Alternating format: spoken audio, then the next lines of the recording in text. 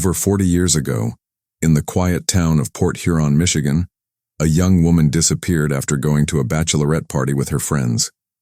Her pale green Buick Century car was later found empty just a few blocks from where she was last seen. A local man was quickly arrested and found guilty of kidnapping and murder. For a short time, it seemed like justice had been done. But 3 years later, the truth came out. He was innocent, and the real killer was still out there, free. Nearly half a century later, when an investigator reopened the very old case file, he found a tiny detail in an old Polaroid photo that police had missed many years earlier, a detail important enough to change everything. Before we dive into this scary story, let us know where you're watching from. And if you love cases solved after many years, don't forget to hit subscribe to stay updated on more stories. Port Huron, Michigan, November 1980. The cold air had frozen the last signs of fall, leaving a quiet stillness across Smith's Creek, a small town sitting by the St. Clair River. The industrial noise of Marysville was a constant low hum. Leafless trees standing out against a forever gray sky stood guard over quiet streets, where the smell of wood smoke and damp earth hung in the evening air. Winter was already breathing down the neck of autumn, a harsh reminder of Michigan's tough seasons. Karen Marie Umphrey, 21 years old, felt the chill in the air as she buttoned her denim jacket tighter. She lived with her mother, Sylvia Umphrey, and 6 of her 7 brothers and sisters in their modest home, a place of constant activity and warmth, despite the absence of her father, Thomas Umphrey, who had died when Karen was just 10. Sylvia, a woman of great strength and endless love, had raised her 8 children with grace and a strong spirit. Since graduating high school, Karen had worked hard as a secretary at Marysville Marine Distributors, handling orders and letters with calm efficiency. Her co-workers, like her supervisor Arthur Jenkins, often described her as a pleasant, hard-working young woman who loved her family above all else. Today, November 1st, a Saturday, had been no different. The crisp autumn day had been spent running errands, ending with a trip to George's auto shop to get new rims put on her beloved 1973 Buick Century, a pale green sedan that was her pride and joy. George Barnes, the shop owner, had given her a friendly wave as she drove off, promising the new rims would make her car look like a dream. That night, at about 6:30 p.m., Karen left the comforting glow of her family home. She shared a quick hug with her younger sister, Lisa Umphrey, who was drying dishes, and a fond wave to her mother, Sylvia, who was mending a sweater by the television. "Don't be out too late, honey," Sylvia called out, a familiar saying. Karen smiled, promising she wouldn't, as she headed out for a combined bachelor and bachelorette party for her friends Richie Jensen and Kathy Miller at a rented house on McBrady Street in Port Huron. The air hummed with excitement. Richie and Kathy were a beloved couple, and their upcoming wedding was the talk of their social circle. The party at Patricia Donovan's spacious home was in full swing when Karen arrived. Laughter mixed with the thumping bass of popular 80s tunes, and the smell of cheap beer and cigarette smoke hung heavy in the air. Karen, with her wavy brown hair and easy smile, moved among friends, sharing jokes with Brian Kelly and catching up with her old high school classmate, Jessica Larson. Around midnight, her boyfriend Frederick Hill arrived. His usual moody manner was softened by the festive atmosphere. Fred, a few years older than Karen, had a quick temper, but Karen saw a tenderness beneath his rough exterior. The night wore on, the hours blurring into a haze of celebration. Sometime in the early hours of November 2nd, Karen and Fred decided to leave. They stepped out into the biting Michigan cold and got into her green Buick, which was parked along Varney Street just off 10th Street. The short drive quickly turned sour. An argument, fueled by alcohol and underlying tensions, erupted between them. Words, sharp and unforgiving, were exchanged. Fred, in a sudden fit of anger, pulled the passenger door open, got out of the car, and began walking home down 10th Street. His heavy footsteps echoed in the deserted pre-dawn quiet. Karen, her heart aching, got out and followed him for a bit, calling his name, trying to calm down the sudden burst of anger. But Fred, stubborn and proud, refused to stop. Eventually she gave up. Her breath pluming in the freezing air, she walked back to her Buick. It sat alone under a flickering streetlight near the corner of 10th and Varney Streets, its engine now silenced. She slipped back into the driver's seat, the cold leather chilling her skin, the argument replaying in her mind. Back in Smith's Creek, the small house on Cedar Street was quiet. Sylvia Humphrey had drifted off on the sofa, a half-mended sweater falling from her lap. She woke up around 3 a.m., a prickle of unease unsettling her. Karen wasn't home. This wasn't completely unusual, but a mother's instinct was a powerful, unwelcome whisper in the pre-dawn silence. She checked Karen's untouched bed, then called out her name softly into the quiet house, hearing only the distant creak of the old furnace. Sylvia tried calling Frederick Hill's number, letting it ring forever, but there was no answer. A knot of cold dread began to tighten in her stomach. By 4:30 a.m., unable to shake the growing panic, she reached for the phone and dialed the St. Clair County Sheriff's Office. Her voice, thin with fear and worry, trembled as she spoke to dispatcher Brenda Whitman. "My daughter, Karen Umphrey. She hasn't come home. I'm afraid something's happened." The call, logged at 4:37 a.m., marked the official start of the search for Karen Umphrey. The next day, November 2nd, the sun struggled to break through the constant overcast sky. Around 12:10 p.m., Walter Schmidt and Robert Thompson, two lifelong hunting buddies, were deep in the state game area of Beards Hills, Michigan, about 10 miles west of Port Huron. The air was sharp with the smell of pine and damp earth as they searched for game. As they moved through a thick clump of dark, slender pine trees, a sight brought them to a sudden, chilling halt. There, partially hidden by the undergrowth, lay the body of a young woman. She was fully clothed, her denim jacket still buttoned, but her face was pale and still. Her position, about 600 feet east of Abbotsford Road, seemed almost peaceful, a stark contrast to the violence that had clearly ended her life. The hunters, their hearts heavy with shock, immediately backed away and called the St. Clair County Sheriff's Office. The call came into the St. Clair County Sheriff's Office at 12:38 p.m., patched through to the dispatcher, Brenda Whitman. Within minutes, Sheriff Wallace Ford, a man whose tired eyes held the wisdom of decades on the job, was out of his bed, his morning coffee still steaming as he drove his Plymouth patrol car towards Beards Hills. With him rode Sergeant Dale Patterson, a younger officer with a sharp mind whose usual steady manner was now tinged with a solemn anticipation. Upon arrival, the scene was already being secured by two patrol officers, William Anderson and Curtis Nolan, who had roped off the area around the pine trees. Sheriff Ford stepped out, the damp earth clinging to his polished boots, and surveyed the grim scene. Karen Marie Humphrey, her identity quickly confirmed by a missing persons report filed just hours earlier by her frantic mother Sylvia, lay as the hunters described. A first inspection by the county medical examiner, Dr. Lydia Crane, confirmed she had been sexually assaulted and fatally shot twice in the head. The brutality of the act hung heavy in the cold November air. During the initial autopsy, Dr. Crane carefully collected all available forensic samples, including biological evidence, though the technology to fully analyze such material was decades away. Ford, his face grim, nodded to Sergeant Patterson. "All right, Dale, let's get every inch of this place covered. Bring in the K-9 unit.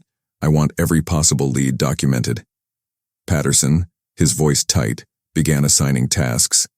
Deputies Marcus Thorne and Sarah Gutierrez were sent to establish a wider perimeter, while forensic technician Dean Mercer started photographing the scene with a large format camera, the flash popping against the somber backdrop.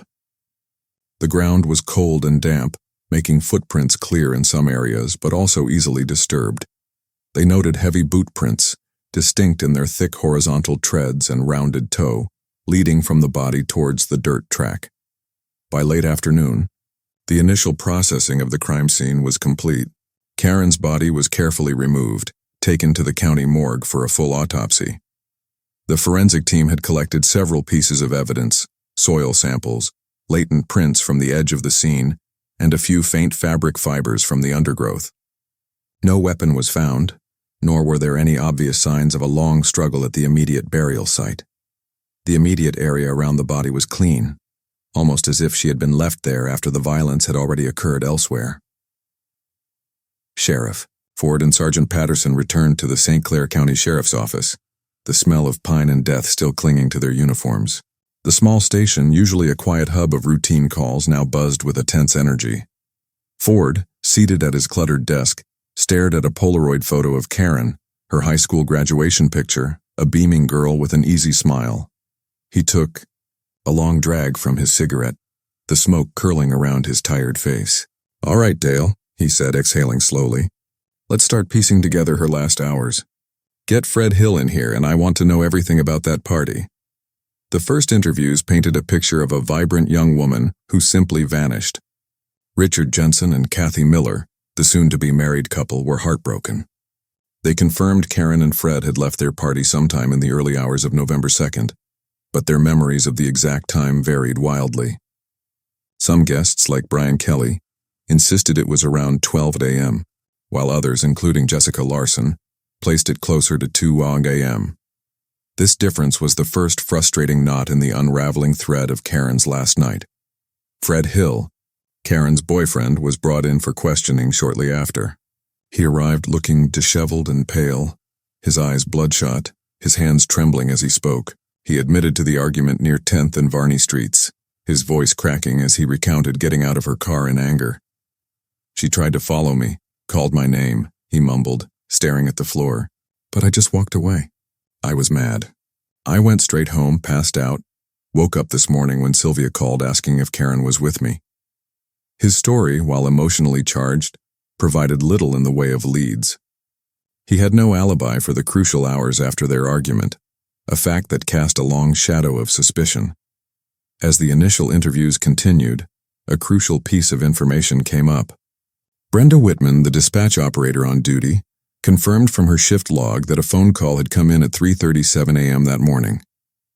The caller, Evelyn Albright, a retired nurse, had reported a disturbing incident. Evelyn recounted seeing a man forcing a woman at gunpoint into a dark-colored pickup truck near 10th and Water Streets. The truck, she'd stressed, was an older model, a 1965 or 1968 Chevrolet, and it was missing its rear bumper. Sergeant Patterson, his pen scratching furiously, noted the details. This eyewitness account, Evelyn's terrified voice still clear on the recorded line, suggested Karen's abduction had occurred around 2 a.m., aligning with the later departure time from the party. It also shifted focus away from Fred Hill, at least for the moment. The St. Clair County Sheriff's Office put out an alert for a dark-colored 1965 to 1968 Chevrolet pickup missing a rear bumper. The description, though vague, was their only real lead. Days bled into weeks, then into the unforgiving chill of Michigan winter. Karen Umphrey's green Buick Century was found abandoned 4 blocks from the party location, locked and untouched, providing no further clues. The case, despite the initial flurry of activity, began to stall. The public, initially gripped by the tragedy, slowly moved on, their attention turning to the upcoming Christmas season. But for Sylvia Umphrey and her family, the silence was deafening, a constant, aching void. 3 weeks after Karen Umphrey's body was found, the St. Clair County Sheriff's Office was stuck in dead ends. The few threads they had, the vague description of a pickup truck, the inconsistent party timings, Frederick Hill's unverified alibi, were frayed and unreliable. Sheriff Ford, his face etched deeper with exhaustion, sat alone at his desk late one freezing evening. The only sound was the rattling of the old heater. He picked up the meager file, flipping through blurred Polaroids of the crime scene and hastily scribbled witness statements. There was no clear motive, no definite suspect. The brutal sexual assault suggested a predator, but the lack of struggle at the recovery site was unsettling. Then a break. On November 28th, Deputy William Anderson, visiting roadside businesses along Abbotsford Road, stopped at Johnson's Gas and Go, a small rundown station just a few miles from the Beards Hills game area. The night attendant, Ronald Delaney, a lanky young man with tired eyes, remembered something. "Yeah, that night around 2:45, 3 a.m., I saw a truck, reddish-brown Ford pickup, not a Chevy, old model, maybe a 1969 F100 without a rear bumper, pulled in, filled up, then headed out towards the game area. Driver was a burly guy, looked like he was coming from or going to work. Delaney also noted the truck was a familiar sight in the area. The driver, he was sure, was Calvin Hayes, a local millworker known for hunting and fishing in the game lands. Sergeant Patterson, hearing this, felt a jolt. A truck missing a rear bumper, seen heading into the game area around the estimated time of Karen's abduction, and it was a reddish-brown Ford, not the black, dark blue Chevy Evelyn Albright had described. The difference was immediately concerning, but the key detail of the missing bumper and the location made it a lead they couldn't ignore. They decided to follow up on Calvin Hayes. Calvin Hayes, 35 years old, lived in a modest ranch home on the outskirts of Port Huron with his wife, Dorothy Hayes, and 2 young children, Samuel Hayes and Maria Hayes. He worked the night shift at the local lumber mill, a demanding job that often left him exhausted. When deputies William Anderson and Curtis Nolan showed up at his door on November 29th, a Saturday morning, Calvin seemed surprised but cooperative.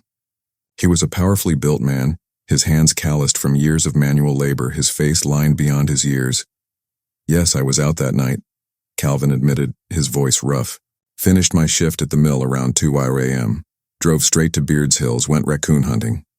Had a couple of traps set up from earlier." He explained he usually hunted raccoons for their pelts during the colder months, a side income to support his family.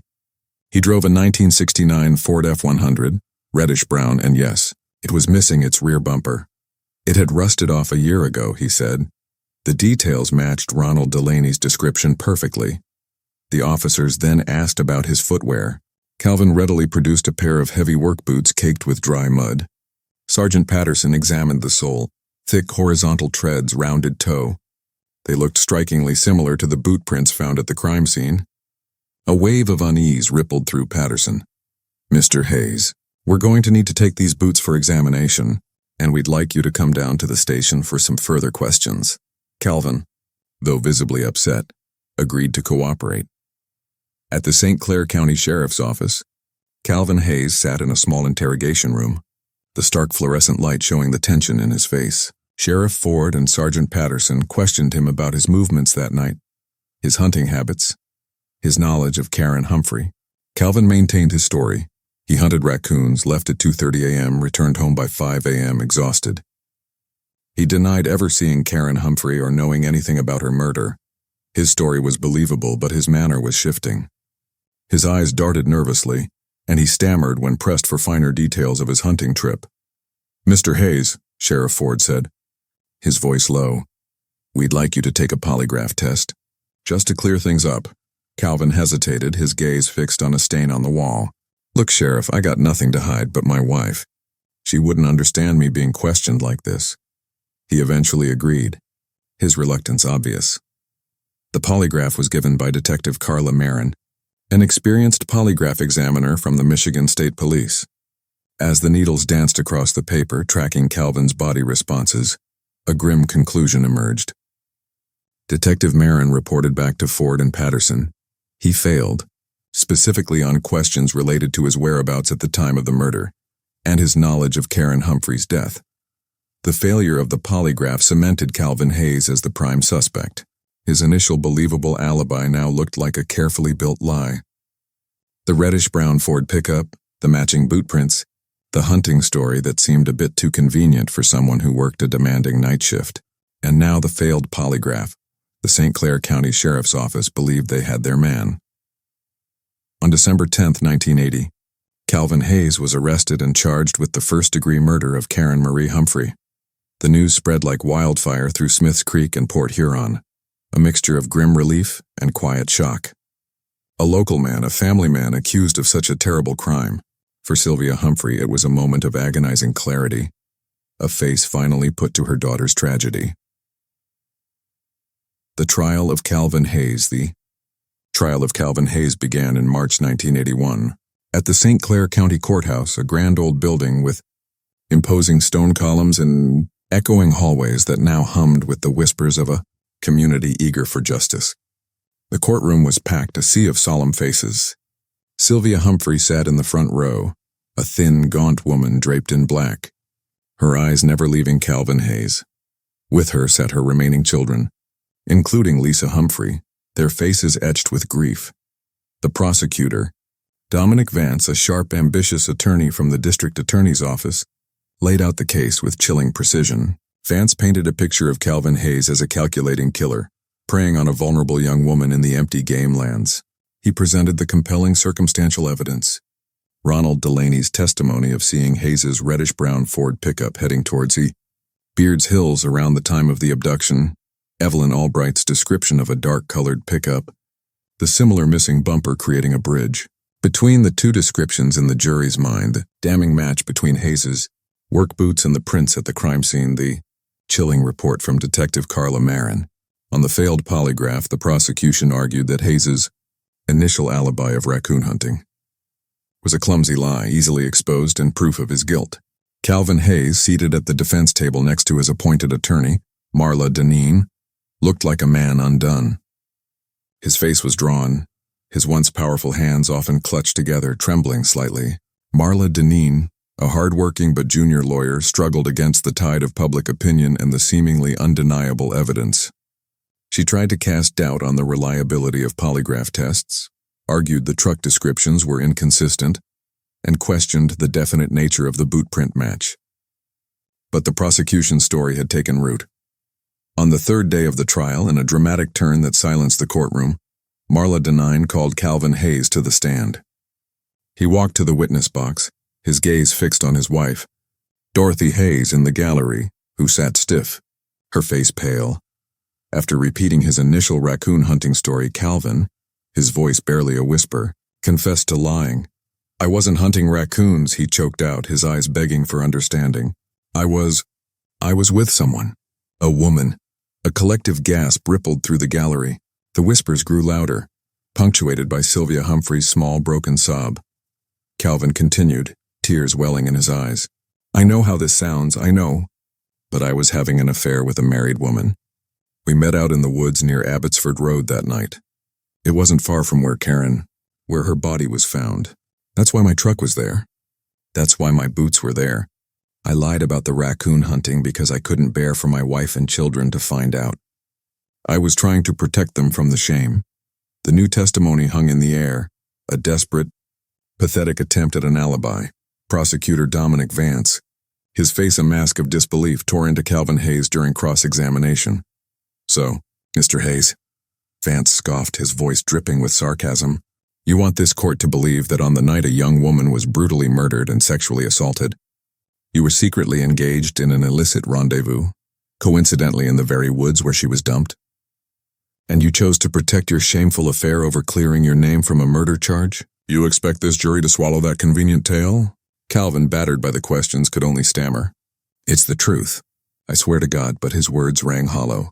His earlier lie, the failed polygraph, and the sheer boldness of his new story painted him as a cunning liar desperate to escape justice. The jury, made up of local citizens, exchanged knowing glances. The idea of an affair seemed nothing more than a desperate last-ditch made-up story. After 3 intense days of testimony, the jury left to decide. They returned in less than 2 hours. The foreman, Augustus Thompson, a local farmer, stood, his voice clear and unwavering as he read the verdict. On the charge of first-degree murder, we, the jury, find the defendant, Calvin Hayes, guilty. A wave of emotion swept through the courtroom. Sylvia Humphrey let out a cry of raw anguish, collapsing into Thomas Humphrey Jr.'s arms, a mix of grief and deep relief washing over her. Calvin Hayes, however, stood frozen, his face empty of expression. As if the words hadn't quite registered, Judge Malcolm Sterling, a stern, seasoned judge, then delivered the sentence, 40 years to life in Michigan State Prison. The gavel struck, a sharp, final sound that echoed the closing of a chapter, marking the end of the initial hunt for Karen Umphrey's killer. Calvin Hayes, in prison. Calvin Hayes was transported to the Michigan State Prison in Jackson. His world was reduced to concrete walls and iron bars. He was assigned to a cell with Vernon Blake, a quiet man serving time for robbery. Hayes clung to the belief that the truth would eventually come out, but days turned into weeks, then months, then a full year. His letters to his wife, Dorothy, went unanswered. His children, Samuel and Maria, were told he was away working. He became a ghost, erased from the world he knew. His affair, a secret that had ironically condemned him, Meanwhile, life in Port Huron gradually returned to a sense of normalcy. The Umphrey family began the slow, painful process of grieving, believing that justice had been served. The case of Karen Marie Umphrey was officially closed, and the case files were finalized and stored according to standard procedure at the St. Clair County Sheriff's Office. Sheriff Ford and Sergeant Patterson, though exhausted, felt a sense of duty fulfilled. The killer had been caught. The community, though still scarred by the brutality, could finally breathe a little easier. The truth emerges. But 3 years after Calvin Hayes' conviction, in the spring of 1984, an unexpected letter arrived at the St. Clair County Sheriff's Office. Addressed directly to Sheriff Ford, it was from a woman named Lorraine Gray. She claimed to have critical information regarding the Karen Umphrey murder case. Information that would change everything. Sheriff Ford, initially skeptical, called her in for an interview, wondering what new desperate plea an old case could possibly bring. Lorraine Gray, a woman now carrying a heavy burden of guilt and fear, finally stepped forward. She was the married woman Calvin Hayes had been with in the woods on the night Karen Umphrey was murdered.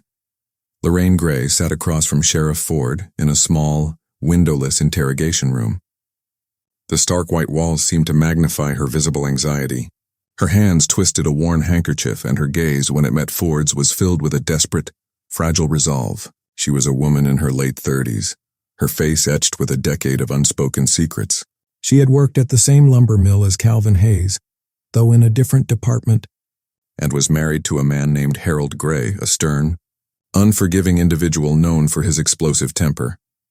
"I heard about Calvin's appeal being denied last month," Lorraine began, her voice a thin whisper. "And I just couldn't keep quiet anymore. It's been eating at me." She described the secret affair she and Calvin Hayes had been carrying on for months, a desperate escape from the suffocating realities of their lives. On the night of November 1st, 1980, after Calvin's shift at the mill, they had arranged to meet, as they often did, in a secluded spot in the Beards Hills game area, a small hidden clearing off a service road, not far from Abbotsford Road but deep enough to ensure privacy. Lorraine recounted the night in vivid detail, arriving in her own vehicle, a modest 1975 Chevrolet Nova, parking at a short walk from their meeting point. Calvin pulling up in his reddish-brown Ford pickup, its missing bumper a familiar detail she hadn't given a second thought. Their hushed conversation, the stolen moments of intimacy under the cold, indifferent Michigan sky. They had stayed for over an hour, leaving just after 4 a.m. Lorraine had driven home, her heart a mix of guilt and fleeting passion, never suspecting the tragedy unfolding around them. Sheriff Ford listened in silence, his expression unreadable. Lorraine's story, while shocking in its revelation of an illicit affair, was remarkably consistent, detailing specific times, locations, and even tiny observations about the weather and their surroundings that night. She offered to take a polygraph, desperate to prove her honesty now that she had found the courage to speak. The polygraph, given by Michigan State Police Detective Constance Brown, produced a dramatically different result than Calvin Hayes' test. Lorraine Gray passed with flying colors. Detective Brown, a seasoned veteran, reported to Ford and Sergeant Patterson that there was no indication of lying. Lorraine was telling the truth about her meeting with Calvin Hayes in the Beards Hills game area on the night Karen Umphrey was murdered. A cold, heavy knot formed in Sheriff Ford's stomach. The implications were staggering. If Lorraine Gray was telling the truth and the polygraph suggested she was, then Calvin Hayes' desperate courtroom testimony, once dismissed as a transparent lie, was in fact his alibi. And if his alibi was true, then a terrifying reality loomed. An innocent man had spent 3 years behind bars, and Karen Umphrey's real killer had walked free for just as long. Sergeant Patterson, usually composed, ran a hand through his hair, his brow furrowed in disbelief. "We got it wrong," he muttered, the words heavy with the weight of professional failure. "We got it badly wrong." Ford said nothing, only stared out the window, the image of Calvin Hayes' haunted eyes from the trial flashing in his mind. The conviction, once a source of grim closure for the community, now felt like a profound betrayal of justice.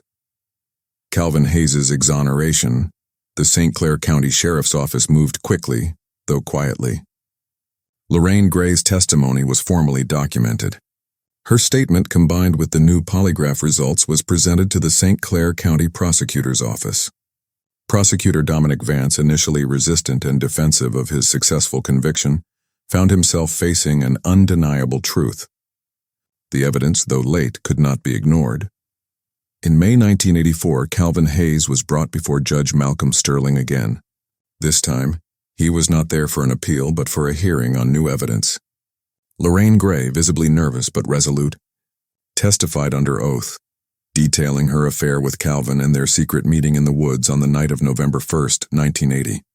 She provided specific details of Calvin's truck, his manner, and their time together, details that were now independently verified by her polygraph.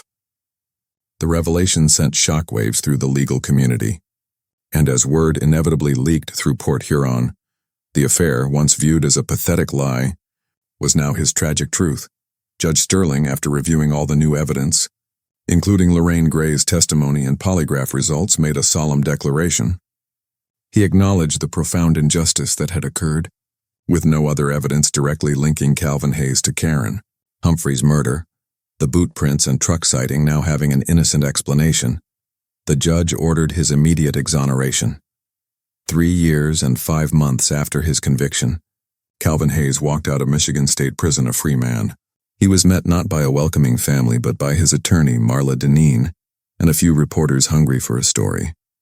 His wife, Dorothy Hayes, had divorced him a year into his sentence, unable to reconcile herself with his alleged guilt and the following public shame. His children, Samuel and Maria, had been raised believing their father was away for work, a story that would now shatter. Calvin Hayes, a free man, was also a broken man, stripped of his family, his reputation, and 3 precious years of his life. The exoneration of Calvin Hayes left the Umphrey family devastated. Their hard-won sense of closure was ripped away. Sylvia Umphrey, her grief renewed, felt a fresh wave of despair. "It's like she died all over again," she wept to Lisa Umphrey, holding a framed photo of Karen. The public was stunned and outraged. Questions swirled about the competence of the initial investigation, the reliability of polygraphs, and the speed of justice. The case of Karen Marie Umphrey was reopened, returned to square one, a grim, unsolved murder that cast a long, cold shadow over St. Clair County. The file, once marked closed, conviction, was now stamped active unsolved, a stark reminder of the elusive nature of truth. The official exoneration of Calvin Hayes in May 1984 sent ripples of disappointment through the St. Clair County Sheriff's Office. Sheriff Wallace Ford, a man who had built his career on a steadfast belief in justice, felt the weight of the mistake deeply. He ordered the Umphrey file, once carefully stored, pulled back onto the active shelf. Sergeant Dale Patterson, too, was visibly shaken. The boot prints, the polygraph, Ronald Delaney's testimony, all had once seemed so damning. Now they were a testament to the fragile nature of circumstantial evidence and human error. The reopened investigation, however, found itself quickly cold once more. The years had not been kind to the initial leads. The reddish-brown Ford pickup, once a key piece of evidence, was now known to belong to an innocent man. Evelyn Albright's description of a dark Chevrolet pickup missing its rear bumper remained tantalizing, but frustratingly vague. Despite renewed appeals to the public, no new witnesses came forward. The original physical evidence, soil samples, faint fabric fibers, the sparse latent prints had been collected and stored using 1980s technology, making sophisticated re-examination difficult with the techniques available in the mid-1980s. Sheriff Ford authorized every available resource for a fresh look, including bringing in Detective Garrett Shaw from the Michigan State Police Cold Case Unit for a consultation. Garrett Shaw, a meticulous investigator known for his patience, reviewed the entire file. He interviewed the original witnesses again, including Frederick Hill, whose alibi remained flimsy but now seemed less suspicious with a known killer still at large. He even re-interviewed Calvin Hayes, now a shell of his former self, who offered no new leads, only a quiet, bitter resentment. The consensus remained. Without new technology or a fresh witness, Karen Umphrey's case was destined to remain unsolved. As the 1980s drew to a close and into the early 1990s, the official Karen Umphrey file sat gathering dust. Sheriff Wallace Ford retired in 1989, his career ending with the persistent aching shadow of her unsolved murder. Dale Patterson, who had been promoted to Lieutenant Dale Patterson in 1986, now continued to carry the weight of the cold case under the new sheriff. Arthur Stone, who took office after Ford's retirement, investigative technology, while slowly advancing, still lacked the revolutionary breakthroughs that would one day redefine forensic science. DNA profiling was new, not yet routinely applied to cold cases, and genetic genealogy was still decades away from concept. Then, on October 12, 1994, a peculiar new development emerged. June Arnett, a homemaker from Port Huron in her early 60s, contacted the St. Clair County Sheriff's Office. She had found a slip of paper tucked deep inside her family Bible, a King James edition passed down from her grandmother, Martha Caldwell, tucked away in the attic. On the small yellowed scrap, written in a shaky, almost childlike hand, was a single chilling name, Jasper Crowley. June Arnett, her voice trembling, explained that she had been cleaning out her grandmother's old belongings when she stumbled upon the Bible.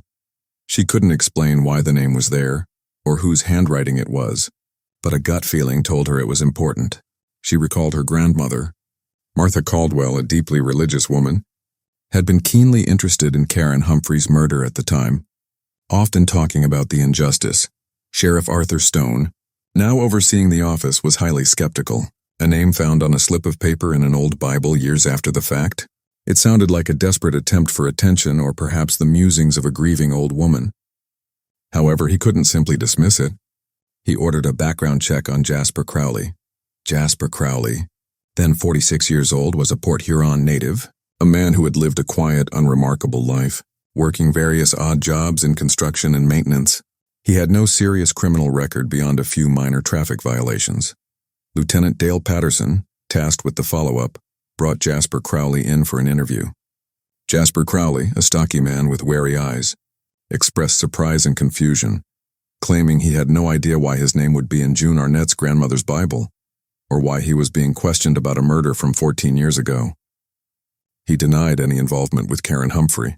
Despite his denials, the weight of the unsolved case and the eerie, unexplained appearance of his name pushed Lieutenant Patterson to authorize a polygraph, given by Detective Carla Marin once more. The test for Jasper Crowley produced an inconclusive result. Not a clear failure like Calvin Hayes, but unclear enough to keep suspicion lingering. Lieutenant Patterson also compared Crowley's shoe size with the boot print size recovered at the 1980 crime scene, but they did not match. Crowley maintained his innocence, but the doubt persisted. Without any other physical evidence to connect him to Karen Umphrey or the crime scene, and with no clear motive, the St. Clair County Prosecutor's Office felt they lacked sufficient grounds for an arrest or charge. Jasper Crowley was cleared of immediate involvement, though his name remained flagged in the cold case file. The incident, however, made Lieutenant Patterson wonder about June Arnett's true intentions. He suspected she might have known something more concrete, perhaps harbored a personal grudge against Crowley, and had made up the story about the Bible slip to draw attention to him. The strange lead, after a brief flicker of hope, ultimately went nowhere. The case once again returned to its silent, dusty resting place, a poignant reminder of justice delayed now twice. Years bled into decades. The memory of Karen Umphrey faded in the collective consciousness of St. Clair County, becoming just another tragic story in the local archives. The file on Karen Marie Umphrey, labeled Humphrey Karen Emmett Homicide Unsolved, grew thicker with time, its pages brittle, its Polaroids faded to sepia tones. It moved from the active cabinet to a locked storage room, then eventually to the basement archives of the St. Clair County Sheriff's Office, alongside countless other unresolved tragedies. The 1990s gave way to a new millennium. Then to the early 2000s, but no new leads emerged. Lieutenant Dale Patterson retired in 2003, having served his county for over 3 decades, the cold shadow of Karen's case a lingering regret in his distinguished career. Sheriff Arthur Stone, too, retired, replaced by a succession of new sheriffs who inherited the dusty files and the community's quiet longing for answers. For Sylvia Umphrey, the decades were a slow, agonizing crawl. She moved from Smith's Creek to a smaller apartment in Port Huron, but Karen's absence was a constant, tangible ache. Her children, now grown with families of their own, tried to offer comfort. But nothing could fill the void left by their lost sister. The family held quiet memorials each November 2nd, lighting candles, sharing stories of the vibrant girl Karen had been. They never gave up hope even as the world around them forgot. But the world was changing. In the late 2010s, a new scientific revolution began to sweep through forensic law enforcement: forensic genetic genealogy. This groundbreaking technique, capable of building family trees from tiny DNA samples, offered a beacon of hope for cases long deemed unsolvable. In 2022, inspired by breakthroughs in other states, Sheriff Matt King, the current head of the St. Clair County Sheriff's Office, made a bold decision. He authorized the Michigan State Police to revisit the Umphrey case, specifically focusing on the surviving forensic evidence. The Michigan State Police, under the guidance of Captain Olivia Shaw of their Cold Case Division, carefully retrieved the original evidence from the crime scene. The samples were carefully cataloged and prepared. Despite 42 years having passed, forensic technician Dr. Lena Chen was hopeful. The original evidence collection from the 1980 autopsy, though basic by modern standards, had preserved a crucial biological sample: semen recovered from Karen Umphrey's body. In March 2022, the Michigan State Police Laboratory, in collaboration with Othram Inc., began the painstaking process. Dr. Miles Corbin, Othram's lead forensic geneticist, supervised the extraction of the degraded DNA from the 42-year-old semen sample, amplifying it to create a comprehensive forensic-grade genome sequence. This wasn't merely a CODIS profile, it was a full genetic blueprint, rich with ancestral markers. Once the profile was carefully built, it was handed over to Othram's in-house forensic genetic genealogy team. Led by Chief Genetic Genealogist Carla Davis, Dr. Davis's team, made up of seasoned genealogists like Wesley Rourke and Teresa Reynolds, embarked on a careful journey through public genealogy databases. They began building a family tree from the unknown suspect's DNA, branching out through distant cousins, tracing lines back through generations. It was like assembling a massive, intricate puzzle with missing pieces. For weeks they worked, cross-referencing public records, old obituaries, census data, tirelessly narrowing down potential family lines. Eventually, after months of painstaking research, a clear lead emerged. The genetic profile pointed strongly to a family line with roots in the Port Huron area, specifically bearing the surname Laming. The genealogy team developed a list of potential suspects, individuals whose family trees intersected with the unknown DNA donor. In November 2022, Dr. Carla Davis's team provided these crucial leads to the Michigan State Police and the St. Clair County Sheriff's Office. Detective Sergeant Aaron Green, a sharp, tenacious investigator with the Michigan State Police Cold Case Unit, was assigned to follow up.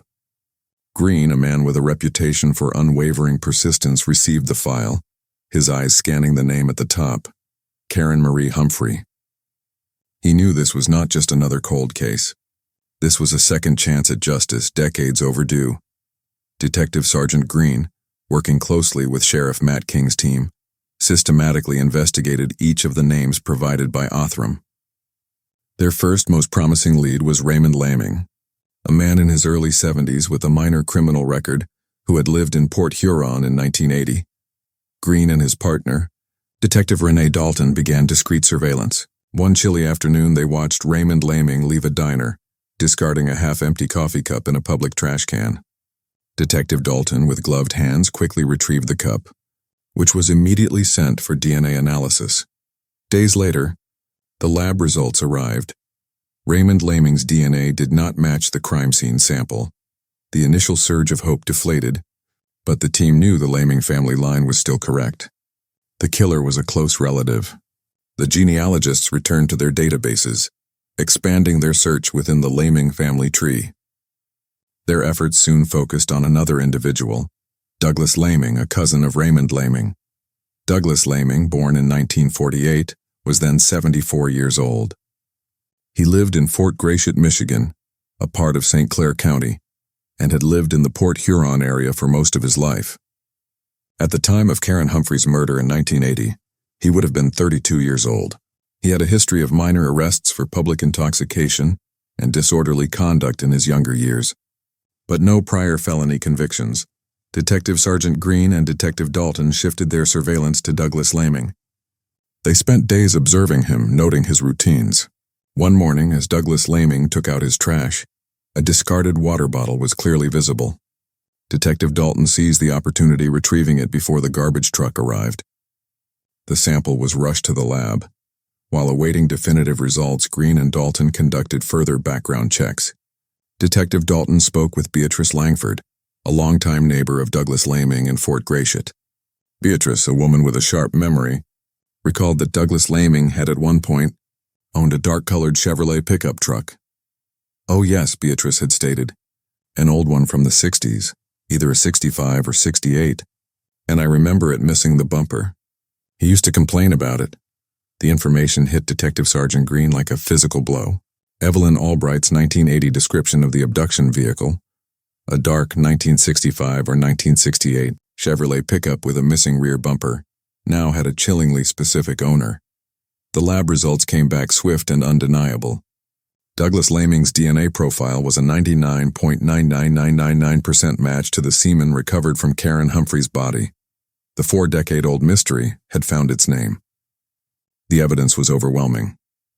On December 12, 2023, 43 years after Karen Umphrey's brutal murder, Douglas Laming was arrested in his hometown of Fort Gratiot. He was brought to the St. Clair County Sheriff's Office interrogation room, a sterile space designed to strip away pretense. Detective Sergeant Green and Detective Dalton sat across from him. They had decided on a strategy. Withhold the DNA evidence initially, let Douglas Laming talk himself into a corner, and see what truths or lies emerged. "Mr. Laming," Detective Sergeant Green began, his voice calm but firm, "we're here to talk about Karen Umphrey." Douglas Laming, 74 years old, his face weathered but his eyes surprisingly sharp, just shook his head. "Karen Umphrey? I don't know any Karen Umphrey. Never heard the name before." Detective Dalton placed a photograph of Karen on the table. "This young woman. Does she look familiar to you?" Laming glanced at the photo, then looked away quickly. "No, can't say I do. I work hard, keep to myself." Green leaned forward. "Mr. Laming, we have information. A neighbor, Beatrice Langford, remembers you owning a dark-colored Chevrolet pickup in 1980, a 65 or 68 model, and she distinctly remembers it was missing its rear bumper. That description, Mr. Laming, matches the vehicle seen at 10th and Water Streets on November the 2nd, 1980, the night Karen Umphrey was abducted." Laming's composure faltered. A flicker of something, fear, recognition, crossed his eyes. He cleared his throat. "A truck? I might have had an old truck like that, but I wasn't anywhere near there." He paused, then slowly, reluctantly, his gaze fixed on the table, he changed his story. Okay. Maybe I did know Karen a little. We had consensual relations that night in the game area, but she was alive when I left her.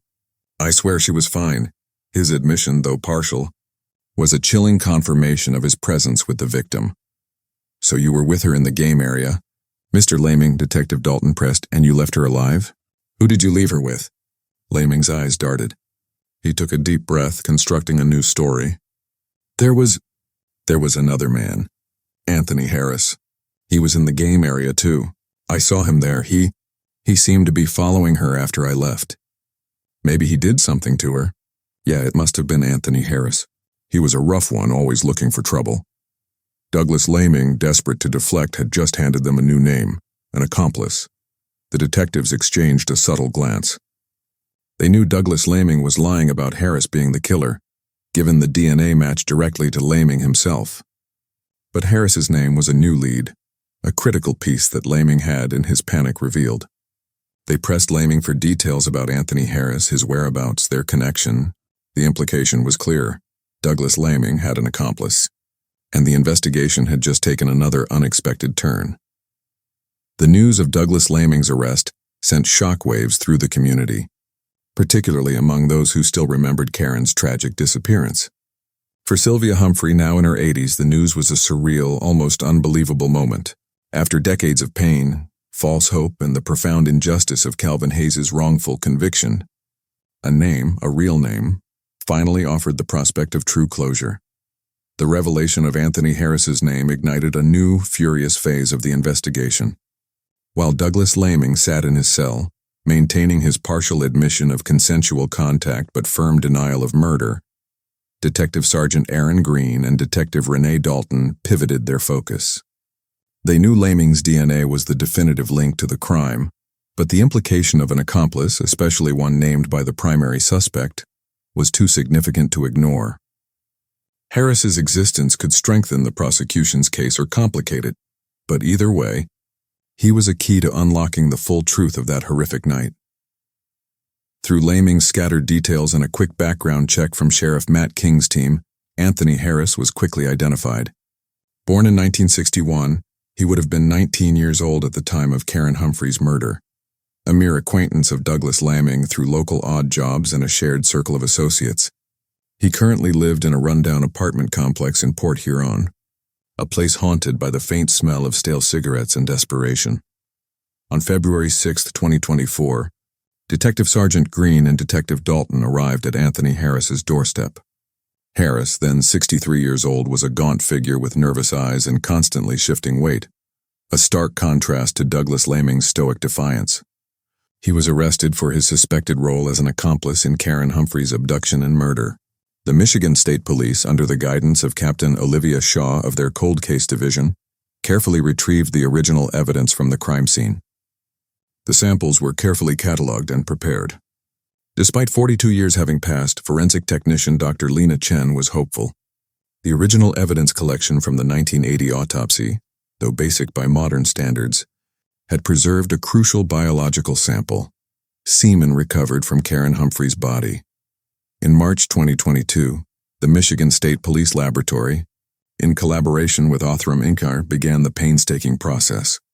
Dr. Miles Corbin, Othram's lead forensic geneticist, supervised the extraction of the degraded DNA from the 42-year-old semen sample, amplifying it to create a comprehensive forensic-grade genome sequence. This wasn't merely a CODIS profile, it was a full genetic blueprint, rich with ancestral markers. Once the profile was carefully built, it was handed over to Othram's in-house forensic genetic genealogy team, led by Chief Genetic Genealogist Carla Davis. Dr. Davis's team, made up of seasoned genealogists like Wesley Rourke and Teresa Reynolds, embarked on a careful journey through public genealogy databases. They began building a family tree from the unknown suspect's DNA, branching out through distant cousins, tracing lines back through generations. It was like assembling a massive, intricate puzzle with missing pieces. For weeks they worked, cross-referencing public records, old obituaries, census data, tirelessly narrowing down potential family lines. Eventually, after months of painstaking research, a clear lead emerged. The genetic profile pointed strongly to a family line with roots in the Port Huron area, specifically bearing the surname Laming. The genealogy team developed a list of potential suspects, individuals whose family trees intersected with the unknown DNA donor. In November 2022, Dr. Carla Davis's team provided these crucial leads to the Michigan State Police and the St. Clair County Sheriff's Office. Detective Sergeant Aaron Green, a sharp, tenacious investigator with the Michigan State Police Cold Case Unit, was assigned to follow up. Green, a man with a reputation for unwavering persistence, received the file, his eyes scanning the name at the top. Karen Marie Umphrey. He knew this was not just another cold case. This was a second chance at justice, decades overdue. Detective Sergeant Green, working closely with Sheriff Matt King's team, systematically investigated each of the names provided by Othram. Their first most promising lead was Raymond Laming, a man in his early 70s with a minor criminal record who had lived in Port Huron in 1980. Green and his partner, Detective Renee Dalton, began discreet surveillance. One chilly afternoon, they watched Raymond Laming leave a diner, discarding a half-empty coffee cup in a public trash can.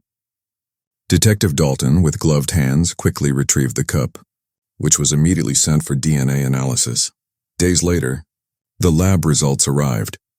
Raymond Laming's DNA did not match the crime scene sample. The initial surge of hope deflated, but the team knew the Laming family line was still correct. The killer was a close relative. The genealogists returned to their databases, expanding their search within the Laming family tree. Their efforts soon focused on another individual, Douglas Laming, a cousin of Raymond Laming. Douglas Laming, born in 1948, was then 74 years old. He lived in Fort Gratiot, Michigan, a part of Clair County, and had lived in the Port Huron area for most of his life. At the time of Karen Umphrey's murder in 1980, he would have been 32 years old. He had a history of minor arrests for public intoxication and disorderly conduct in his younger years, but no prior felony convictions. Detective Sergeant Green and Detective Dalton shifted their surveillance to Douglas Laming. They spent days observing him, noting his routines. One morning, as Douglas Laming took out his trash, a discarded water bottle was clearly visible. Detective Dalton seized the opportunity, retrieving it before the garbage truck arrived. The sample was rushed to the lab. While awaiting definitive results, Green and Dalton conducted further background checks. Detective Dalton spoke with Beatrice Langford, a longtime neighbor of Douglas Laming in Fort Gratiot. Beatrice, a woman with a sharp memory, recalled that Douglas Laming had, at one point, owned a dark-colored Chevrolet pickup truck. "Oh yes," Beatrice had stated. "An old one from the 60s, either a 65 or 68. And I remember it missing the bumper. He used to complain about it." The information hit Detective Sergeant Green like a physical blow. Evelyn Albright's 1980 description of the abduction vehicle, a dark 1965 or 1968 Chevrolet pickup with a missing rear bumper, now had a chillingly specific owner. The lab results came back swift and undeniable. Douglas Laming's DNA profile was a 99.9999% match to the semen recovered from Karen Umphrey's body. The 4-decade-old mystery had found its name. The evidence was overwhelming. On December 12, 2023, 43 years after Karen Umphrey's brutal murder, Douglas Laming was arrested in his hometown of Fort Gratiot. He was brought to the Clair County Sheriff's Office interrogation room, a sterile space designed to strip away pretense. Detective Sergeant Green and Detective Dalton sat across from him. They had decided on a strategy. Withhold the DNA evidence initially, let Douglas Laming talk himself into a corner, and see what truths or lies emerged. "Mr. Laming," Detective Sergeant Green began, his voice calm but firm, "we're here to talk about Karen Umphrey, Douglas Laming, 74 years old." His face weathered, but his eyes surprisingly sharp. Just shook his head. "Karen Umphrey? I don't know any Karen Umphrey. Never heard the name before." Detective Dalton placed a photograph of Karen on the table. "This young woman, does she look familiar to you?" Laming glanced at the photo, then looked away quickly. "No, can't say I do. I work hard, keep to myself." Green leaned forward. "Mr. Laming, we have information.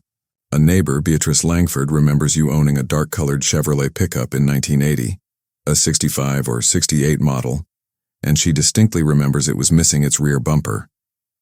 That description, Mr. Laming, matches the vehicle seen at 10th and Water Streets on November 2, 1980, the night Karen Umphrey was abducted." Laming's composure faltered.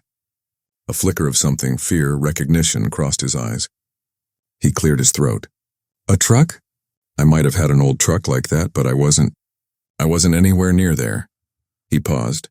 Then slowly, reluctantly, his gaze fixed on the table, he changed his story. Okay. Maybe I did know Karen a little. We had consensual relations that night in the game area, but she was alive when I left her. I swear she was fine.